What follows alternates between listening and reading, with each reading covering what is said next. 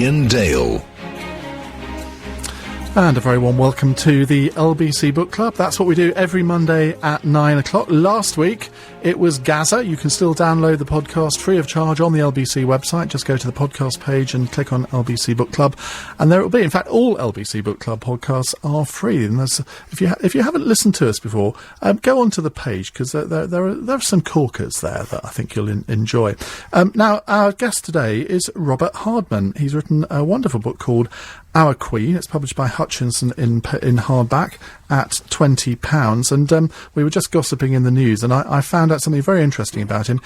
He sits next to LBC's very own Andrew Pearce at the Daily Mail. The things he could tell us about Andrew Pearce are definitely not worth repeating, I imagine. Robert, welcome to the programme. Hello, nice to be here. Now, where did you get the idea for the book? Because I know you've written a lot about royalty over the past few years, but it's not a biography, is it? It's a slightly odd book in some ways. In that I haven't seen this format before, but it works. Well, thank you. I mean, I describe it as a portrait of the Queen. I had been writing, as you say, about the monarchy for some time, and with the Diamond Jubilee coming up, I just thought, I've seen so much about this institution. And when I look back at it, it's actually changed an awful lot just in the last few years. And we don't think of it as a changing institution. We don't think of her as a particularly changing sort of person. So I thought I want to have a proper look at the way she runs it now. I think the monarchy today is very different from the monarchy of just 25 years ago. There have been lots of very good biographies of the Queen written. I didn't really want to rewind it back over all the war and the courtship and the 50s in any great detail, although I do touch on those because there are some fascinating new insights that I have on all that. But I really wanted to get to the heart of the monarchy today, and what I discovered was what I describe as a thoroughly modern monarch. Because she's been on the throne for nearly 60 years now. And, I mean, any institution has to evolve over that time. And so, I'm about halfway through the book. I haven't completed it yet. But the story so far is that she has been an absolute master at understanding how to evolve the monarchy in a wonderful way. Yeah, that's right. I mean, we on the one hand, she sort of stands for continuity and stability. So she can't go around rebranding and relaunching herself like a commercial operation or a political party. She has to abide by different rules, but she's been very wise at seeing which way the wind is blowing and moving with the times. She's very careful not to move ahead of the times. Institutions like the monarchy shouldn't be about being in fashion, because once you're in fashion, you de facto become out of fashion fairly soon afterwards. It's about reigning with a very steady touch, and time and again she's just got it right. Well, obviously there have been well-known occasions when the monarchy has hit the buffers occasionally, but if you look back over 60 years, it really is an extraordinary, almost stealth-like change from a largely Edwardian institution to her now being, I would suggest, certainly the most famous woman on earth and possibly one of the most respected public figures on earth. But you talk about moving with the times, but how does someone like the Queen move with the times when, I mean, by definition, she is slightly remote from the times? Well, I don't think that the monarchy, people say, well, they live in an ivory tower, what do they know about real life? I think they actually know rather more about real life than most politicians, because every day they're going out and about and meeting ordinary people. Now, obviously, they're turning up, these are royal engagements, it's not like just sort of dropping in on someone's place of work, but they encounter in any year more people from, to use that old phrase, all walks of life than almost any politician. And I mean, I spent a lot of time in the Queen's correspondence office. That's fascinating. She gets thousands of letters every year. I'd love to do that. Yeah, and what is amazing is they're not censored. You'd expect that someone just sort of fished out a few nice sort of pictures of corgis and sort of sent them up in the red box. She really likes to see the unvarnished truth. And what was stunning was that up until 9/11, she was actually opening her own posts. You know, she was literally opening random envelopes. That had to stop for security reasons, but she still sees a complete cross-section of what comes in. And some of it may not be very flattering, but, she knows all about it, and she will, as I say in the book, she'll write little notes in the margin, so you might like to point this out. So she's how many on the letters ball. does she get a day? It slightly depends on the time of year. Around Christmas, it's thousands. Obviously, around birthdays, it's thousands. And around the Diamond Jubilee next year, it'll be in the tens of thousands, if not the hundreds of thousands. But a very good cross-section goes up. On an ordinary day, it's several hundred. It's 200 to 300. And everyone gets a reply. And that's absolutely... that they set themselves a target of 4 weeks as the absolute maximum, but most letters are returned within a week. And it is interesting that she can't, obviously, she can't wave a magic wand, although some people think she can, but as she says, it's quite nice to be, she's at the end of the circle. If you've gone round and round in circles, she can just a letter from the palace to the right government department saying this person seems to have problems getting through to the right person about the hole in his roof. It can have a remarkable, shall we say, laxative effect on government blockages. So a lot of people find that writing a letter to the Queen, it does do something.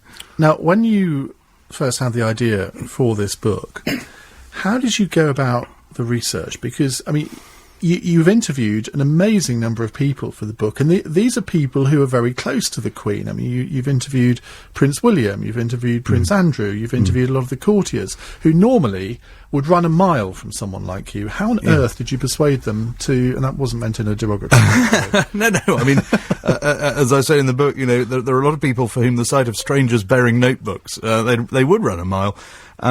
I had been lucky enough to write a few royal documentaries over the years. I wrote one a few years ago about the workings of the monarchy. So a lot of the people in there knew the way I approach these things, which is to just approach them in a very straightforward way.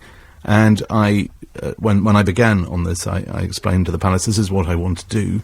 I want to be able to come in here, I want to ask my own questions. There could be no question of any sort of censorship. I just want to get to the bottom of how the modern monarchy works. And to begin with, I dare say some people were fairly nervous about it, but as time went on, I wrote to more and more people and said, look, can I talk to you? And I suppose that has a cumulative effect. And I wrote to all the Queen's former Prime Ministers, or certainly to Messrs Blair and Cameron and Sir John Major.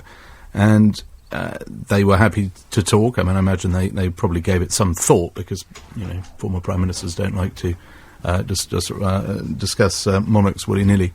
But over the course of 2 years, I managed to talk to every level of the royal household, all her former ministers, other ministers as well, foreign secretaries, archbishops, other Commonwealth leaders. And you do start to get a picture of someone who is held in enormously high regard by people. I suppose you might say, well, they're going to say, isn't the Queen wonderful? Because that's what retired foreign secretaries do. But what you get is a picture of someone they really respect. They're not just trotting out platitudes. They all have little examples just of the way they've been, really impressed, maybe on the road on a tour with the Queen and their dealings with her, following her around the country. They've all come away with an impression that she is quite exceptional. How much time have you spent with her? I know you didn't interview her, no. But the Queen doesn't do interviews. Sadly not. But you've obviously observed her at fairly close quarters over quite a period. Well, I was a royal correspondent for 10 years at the Daily Telegraph, and in the course of that, I think I followed members of the royal family to, I think it was well over 50 countries. And since then, I have covered all the major state occasions and the big anniversaries. So I've seen the Queen in action around the world, on and off fairly regularly for about 20 years. So that helped. But what I hadn't seen was how that plays out on the inside, the attention to detail. And she really does have an extraordinary eye for detail. Little things at the palace that astonish me. I was amazed to discover that the staff have the run of the swimming pool. I thought, that must be fairly new. I can't imagine that happening in George V's day. Edward VII would have probably had them shot.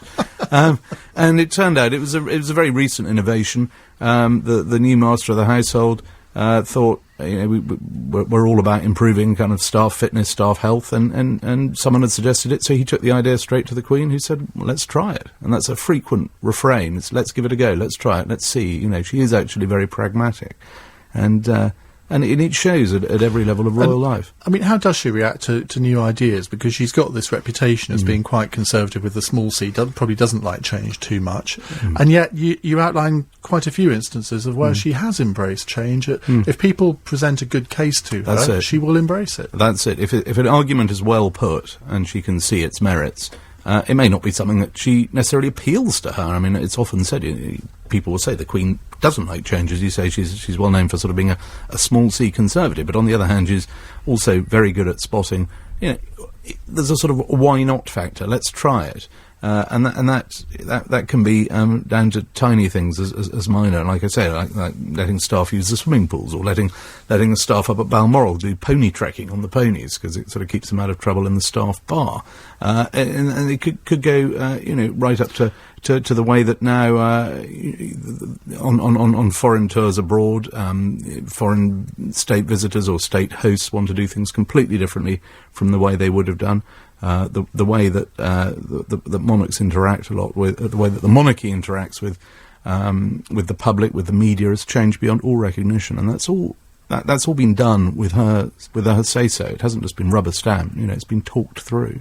Well, we're talking to royal author Robert Hardman about his book Our Queen, which has just been published in hardback by Hutchinson. If you've got a question that you'd like to put to Robert about any aspect of the monarchy, the number to call is 0845 6060 973. Maybe you've read his book, because it's been out a couple of weeks now. You'd like to comment on it? Preferably only favourable comments. We don't want any confrontation on this hour of the programme. Unusually, we normally like a bit of confrontation. Oh, I don't mind. But anything you'd quite like to know about the monarchy, he's your man. 0845 6060 973. You can text your question to 84850 or email ian@lbc.co.uk, or you can even tweet us at lbc973. The time now is 9:15. And in the LBC 97.3 Travel Centre, here's Alan Joyce. Thanks, Ian. Well, the biggest problem this evening is on the North Circular. As you're listening to the LBC Book Club with me, Ian Dale, and Robert Hardman is here with me to talk about his book, which is simply called Our Queen, with a rather fetching portrait of Her Majesty on the front cover. Now, I suppose one of the constants during her reign has been the Duke of Edinburgh. And their relationship has caused a lot of comment over the years. But and this phrase, the Rock, is overused, and we all think of it as being one associated with Princess Diana. But I would say that he really has been a rock to her over the years, hasn't he? Yeah, absolutely. I don't think you could have any sort of decent study of this reign without having a very good look at the role that the Duke of Edinburgh has played, and he has been, as you say, he's just this bedrock of support, and you see it in tiny ways, when the Queen's on tour and all the eyes are on her, but every now and then you'll just see her casting her head round just to see, where is the Duke, and the Duke will always be a few paces behind, keeping an eye on her, making sure that if she's being waylaid by some official, he'll come along and get her out of a tricky conversation, or lifting children over crush barriers to come to her so she doesn't have to go to them. He's always... as his staff say, when his diary comes in every year, the first thing is, what's the Queen doing? And then he fills up the rest of the gaps. And he is a doer. I mean, he's an action man, and I think he did find it at the start of the reign a fairly stifling existence at the palace. There were a lot of people very suspicious of him. They thought he was a headstrong young blade from a foreign monarchy, and that he might put all sorts of silly ideas in the Queen's head. And he had a pretty rough time from some fairly snobby elements at the old court. But actually, that was to the benefit of everybody else, because then he went off to do his own thing and created things like the Duke of Edinburgh's Awards Scheme and the World Wildlife Fund and umpteen other charities. And he has been this extraordinary force and this extraordinary stability throughout the reign. Now, you tell a tale about when they were on tour in Australia many years ago, and of course they're there at the moment. We'll come on to that in just a second.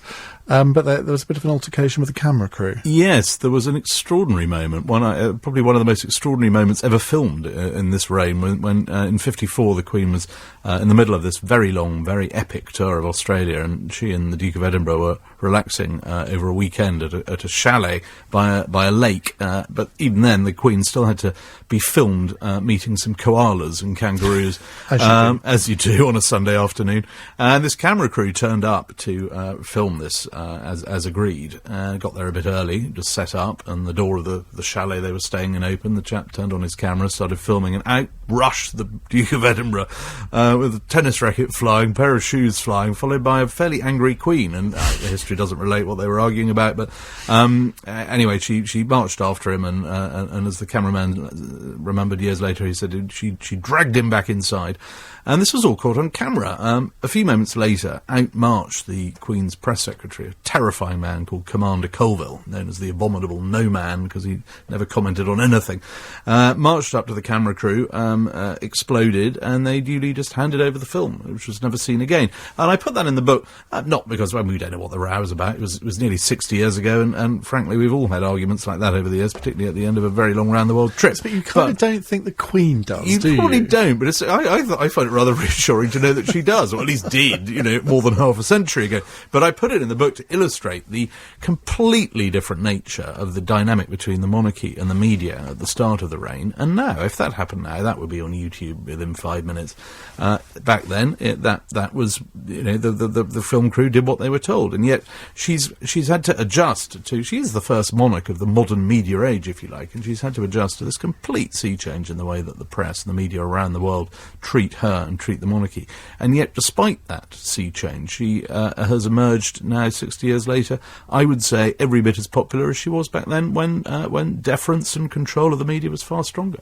Because she has understood the media quite well, I would say, and she's taken risks with the media as well. I think back to that, was it 1969 documentary, which, I mean, it would have been unheard of even 5 years before that, to do that kind of intrusive documentary that showed the royal family, well, as they were, as a family. You're right. I mean, that I think was a key year, 69. It was for the first few years of the reign, the Queen, loyal to the memory of her beloved father, ran the monarchy very much as he had run it, with the Queen Mother, there at her side saying, well, I think we should do this, we should do that.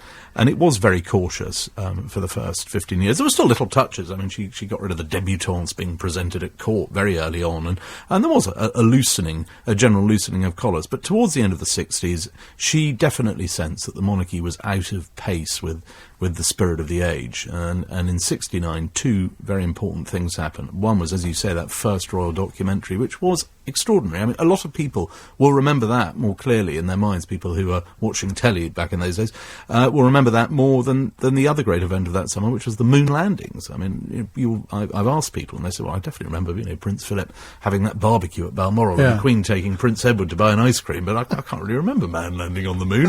But that was a key year. And the other thing that happened that year was the investiture of the Prince of Wales at Carnarvon Castle, and that was the first royal made-for-TV event. It was deliberate. The whole thing was created rather like a TV set, and those events happened in very quick succession, and that kick-started, I think, the modern monarchy under her.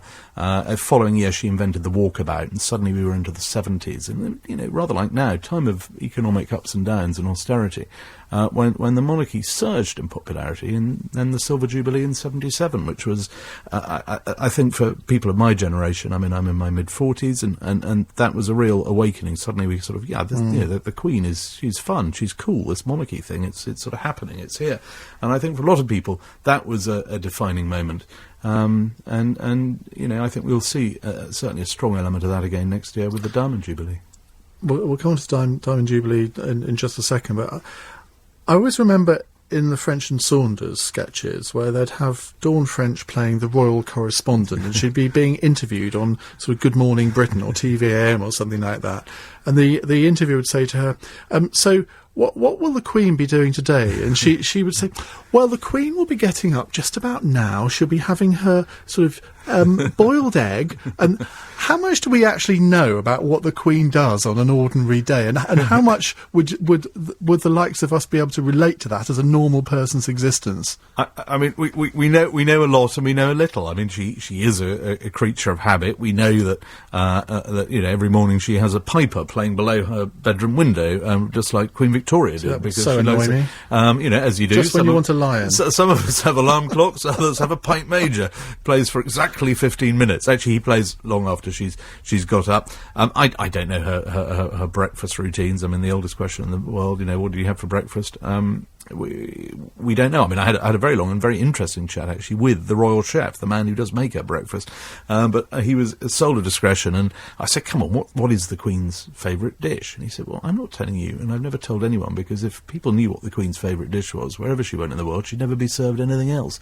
But she does have a very sort of fixed routine in the sense that, 11 o'clock every morning, she has a meeting with her private secretary, whoever is the private secretary on duty, and they will go through literally anything, not just in Britain, but in the 16 realms of which she's Queen. But, I mean, in terms of her living quarters, I mean, I'm sure you haven't been invited into her living quarters, but I'd sort of imagine that she and Philip actually live in quite a normal room. It's not sort of one of these big splendid rooms in Windsor Castle. It's probably got a 3-piece suite just like you and I would sit on. I mean, I haven't been inside the inner sanctum, but yes, I've certainly seen...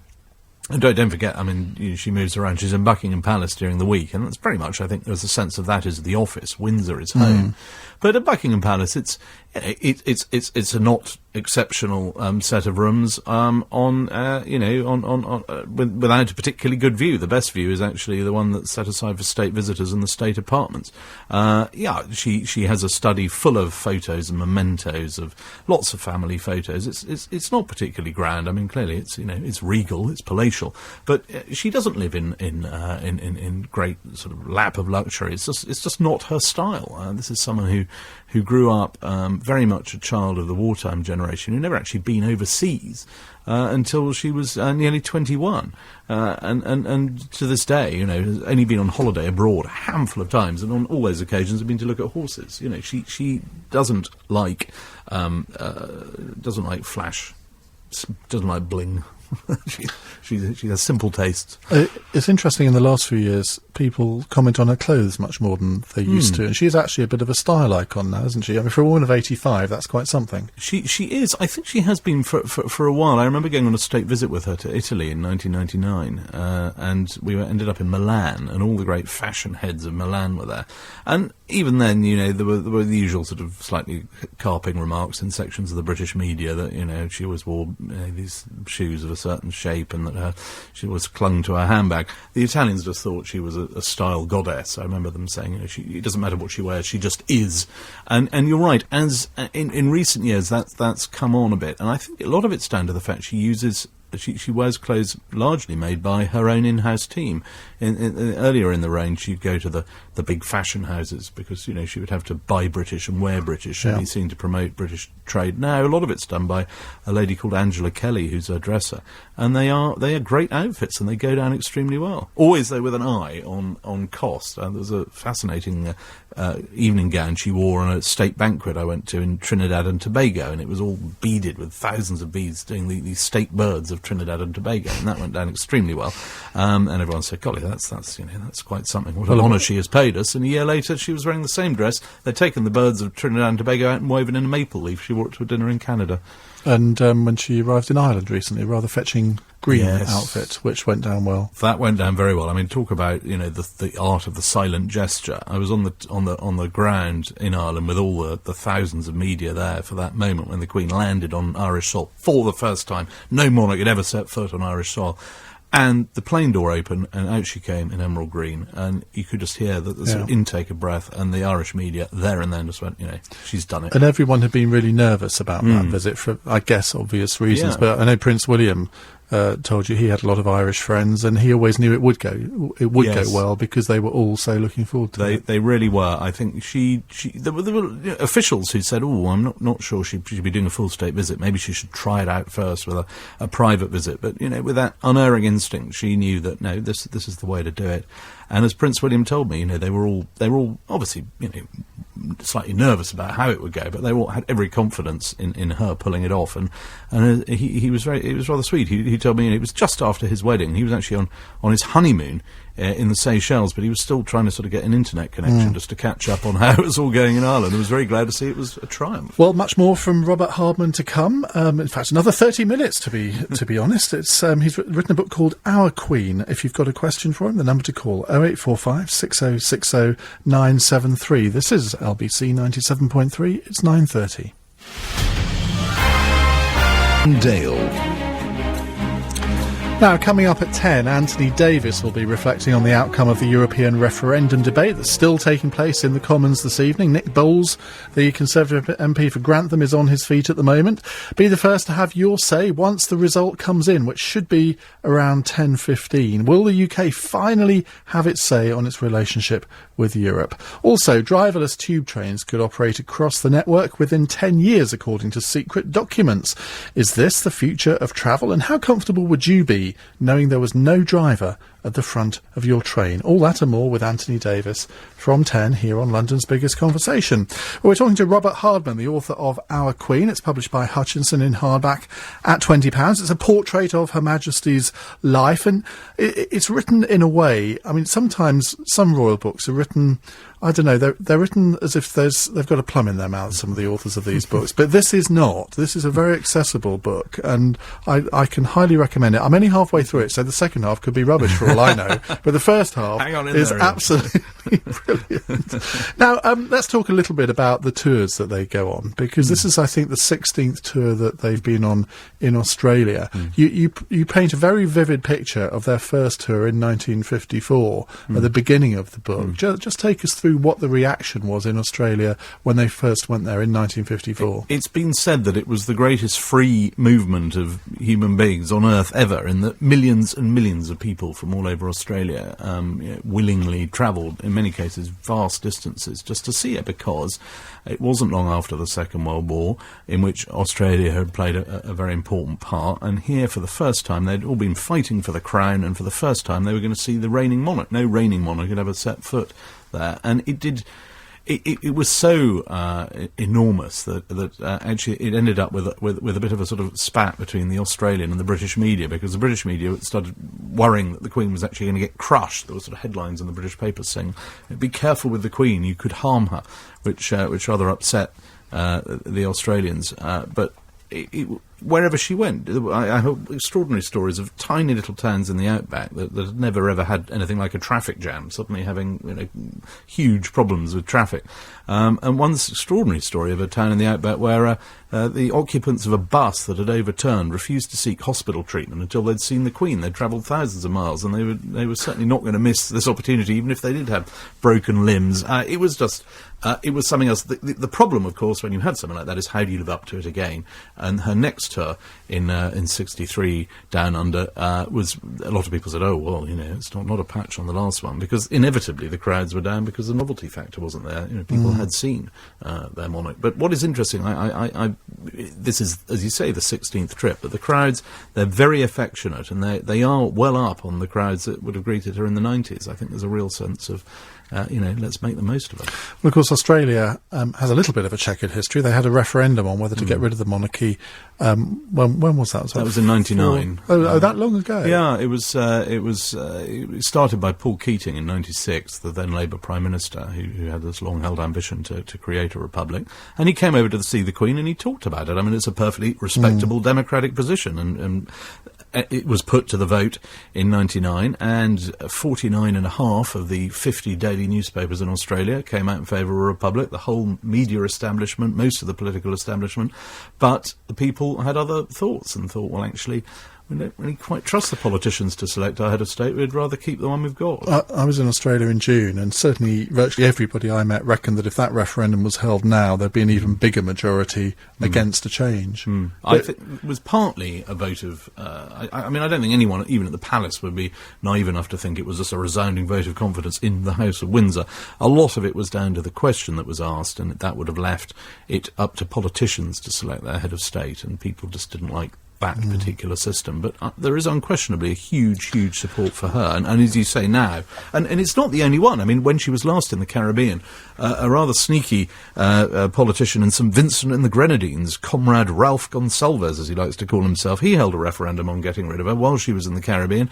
She hadn't been there for years. That was overturned, and he ended up looking rather silly. So from periodically, this subject arises. In some cases, it's just local party politics. In some cases, as in Australia, it's a very serious constitutional decision, but she's still there. I rather look forward to President Everidge or President Patterson, Sir Leslie. I think you may have to wait rather a long time, Ian. Now, of course, the Queen is in Australia because the Commonwealth Summit is being held in Perth at the end of the week. Now, tell us what's going to happen at the end of it, because apparently David Cameron is going to put it to all of his fellow presidents, prime ministers, that they should change the rules of succession. So if Prince William's first child is a girl, she would become queen. Yeah, I mean, in a sense, it might strike some people as slightly odd that amidst all this global turmoil, the heads of 16 governments are going to sit around a table and discuss something that involves people who aren't yet born. But nonetheless, this has been a running sore in the political debate about the monarchy over certainly the last 30, 40 years. And Cameron is going to raise it with the other 15 prime ministers of the countries of which the Queen is Queen. I mean, the Commonwealth is huge. It's got 54 countries, and a lot of them, like India, for example, don't have any say in the monarchy because they have their own presidents. But there are 16 countries of which she is Queen, and they will all sit around the table. And under the Statute of Westminster of 1931, they all have to agree to any changes in the laws of succession. And what David Cameron wants to do, and I think, I can't imagine anyone will disagree, is to move towards a situation where, as in Sweden or the other Scandinavian monarchies, if the eldest born child happens to be a girl, then she is first in line to the throne. She isn't automatically leapfrogged by a young boy if he comes along later. There's the harder issue to resolve is the Act of Settlement of 1701, under which the monarch can't marry a Catholic. That is obviously blatant discrimination. No one disputes that, but it's a question of how you unravel something like 8 different pieces of incredibly old and complicated legislation to bring that about. But they're going to give it a go. But the monarch could marry a Muslim or a Jew? Yep, absolutely. The monarch could do all those things as long as they have to be in communion with the Church of England and not marry a Catholic. But they could marry someone of another faith, as long as they remain in communion with the Anglican Someone Church. did explain to me how this would be terribly difficult to change, and I sort of lost the will to live after I won't send your listeners to an early sleep tonight, but it is very complicated. Not least, it involves things like unravelling the Act of Union, which at present, given what's going on in Scotland, do you want to be the Prime Minister who starts to sort of pick apart the United Kingdom? I mean, people could slap down all sorts of amendments. I thought Tony Blair already had done that. Well, he went halfway down that road, didn't he? But what you're looking at is going to the core part of what holds the UK together. I mean, in my book, I describe it as rather like having going through open heart surgery to cure a cold. Yes, of course, it is discrimination. It does send out a very odd message, but I don't think it's fair when it's always thrown at the Queen and at the monarchy to show how out of touch they are. This was a law that was brought in by Parliament. It's entirely down to Parliament to sort it out. The Queen will go with whatever the consensus is. I'm sure she'll be entirely happy with the change, but the fact is it's not, it involves the monarchy, but it's one they can have, they've got absolutely nothing to do with.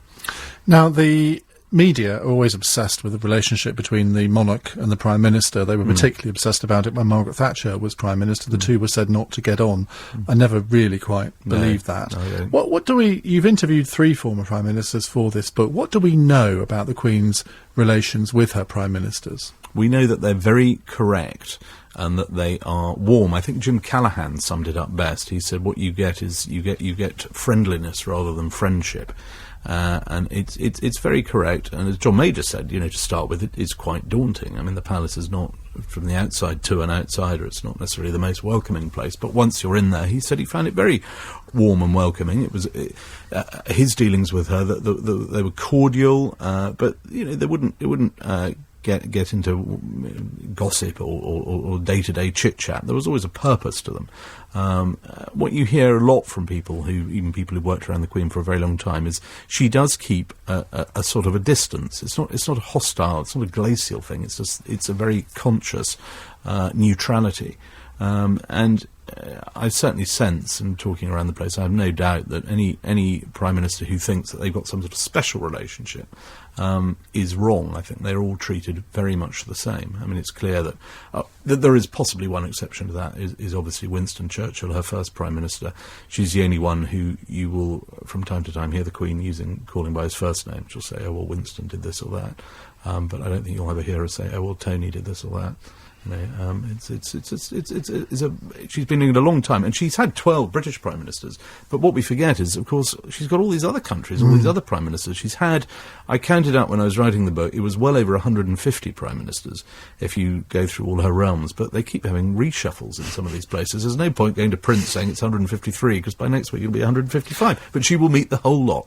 There was another fascinating statistic that I remember about the number of people that she's met in her time as Queen. Can you remember what the statistics were? It's 4 million at least, you know, and I mean, every year she has over 30,000 people to tea at her garden parties. But yes, I mean, if you just add up things like investitures, she does presents honours to 2,000 people a year on every walkabout, every country she goes to. It's in the millions, the number of people she's met. It's roughly, I calculated, the population of Ireland or Denmark.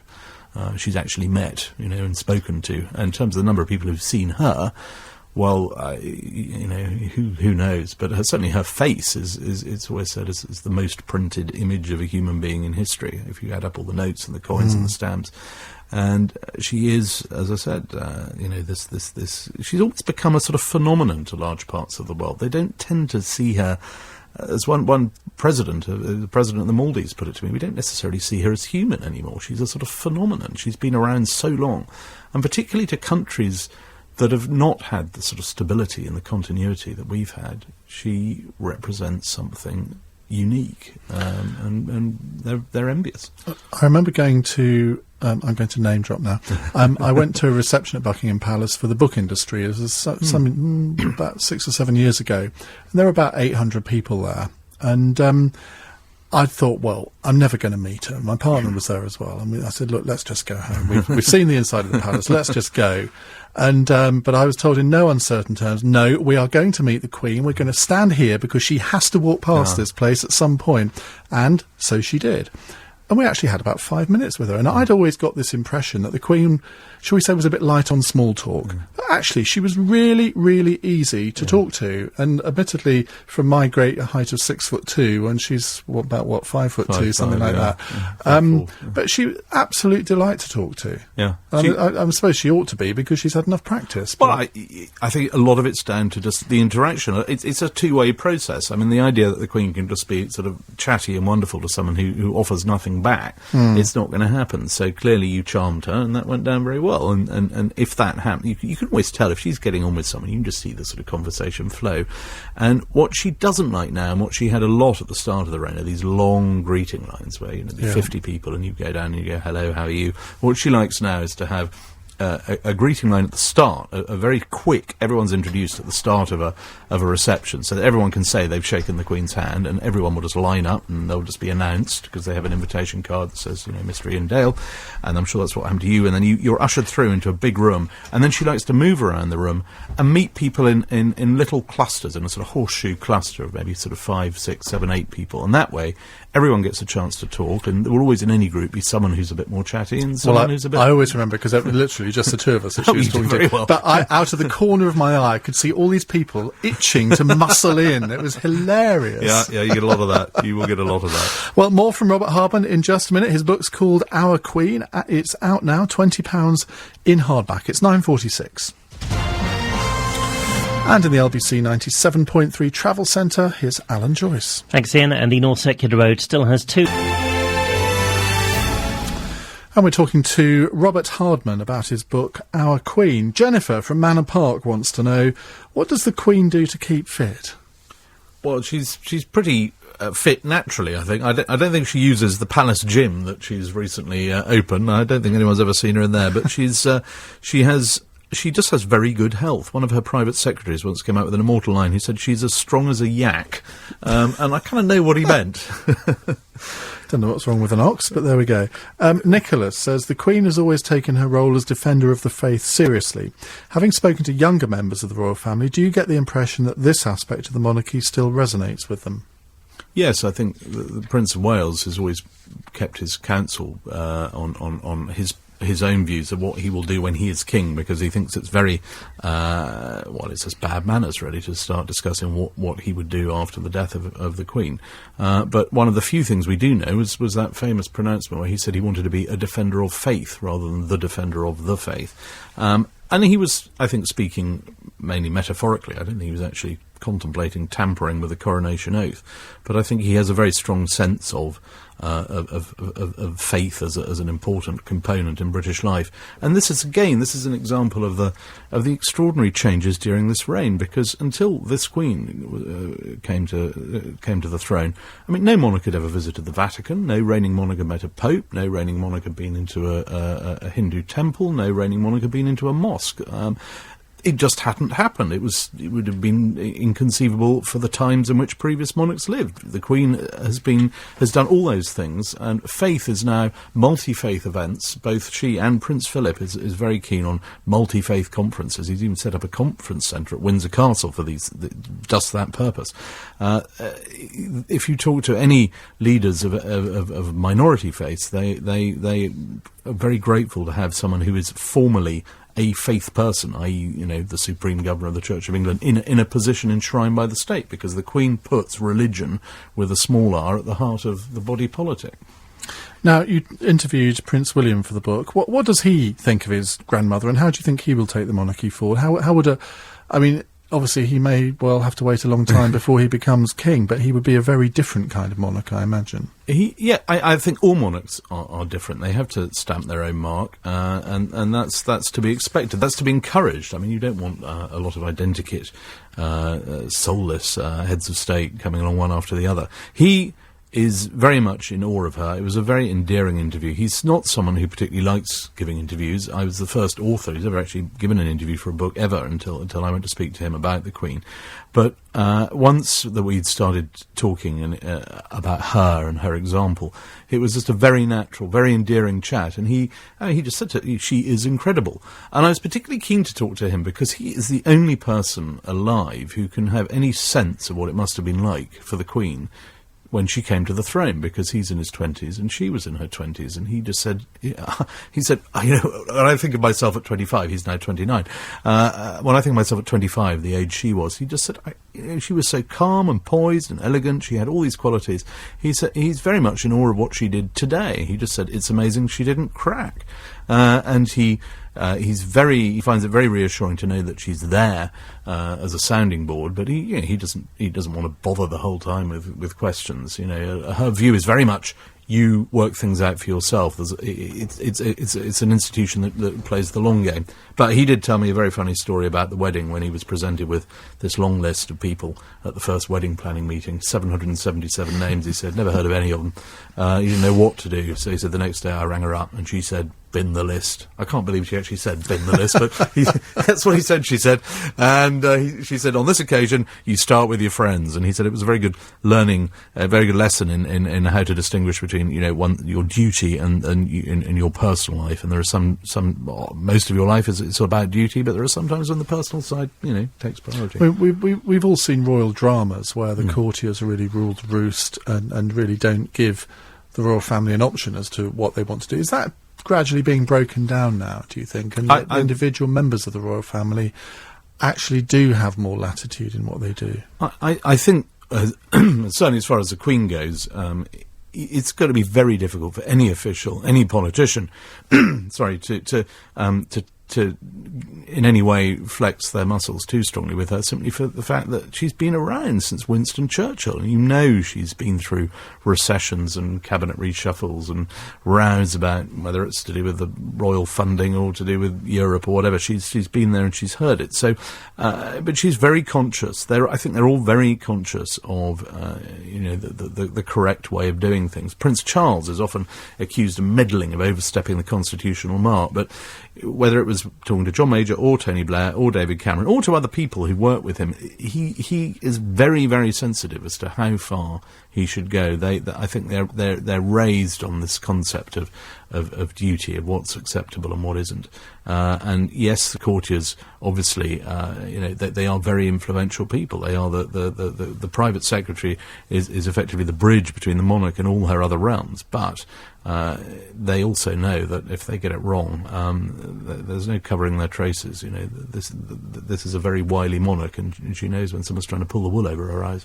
Do you think the Queen is aware of her imposter on Twitter? I don't know if you tweet, Robert, but there's this wonderful Twitter feed, Queen_UK, and it's someone pretending to be the Queen. And I've just seen on my Twitter here, it says, one's book launch was a deep success, approximately 3/4 full of gin.